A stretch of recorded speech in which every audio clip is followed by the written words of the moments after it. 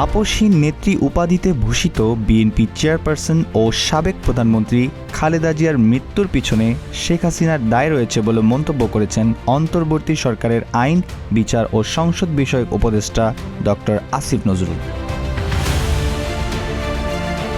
আসিফ নজরুল বলেন, বেগম খালেদা জিয়াকে একটি প্রহসনমূলক রায়ের মাধ্যমে কারাগারে পাঠিয়ে অকথ্য নির্যাতন করা হয়েছে। যে মামলায় তাকে দোষী সাব্যস্ত করা হয়েছিল সেটি যে সম্পূর্ণ সাজানো ও উদ্দেশ্য প্রণোদিত ছিল তা সর্বোচ্চ আদালতের আপিল ও রিভিউ পর্যায়ের রায়ের মধ্যে দিয়ে প্রমাণিত হয়েছে।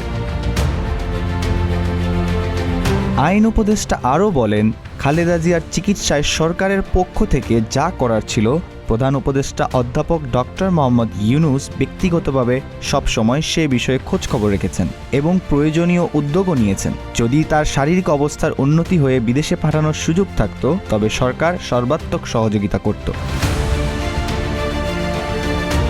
বেগম খালেদা জিয়ার জানাজা ও দাফন কার্যক্রম সুষ্ঠু ও নিরাপদভাবে সম্পন্ন করতে স্বরাষ্ট্র মন্ত্রণালয়ের নিরাপত্তা সংক্রান্ত বৈঠক অনুষ্ঠিত হবে। এক্ষেত্রে সবার সহযোগিতাও কামনা করেন আসিফ নজরুল। মঙ্গলবার উপদেষ্টা পরিষদের বৈঠক শেষে সংবাদ সম্মেলনে এ মন্তব্য করেন তিনি।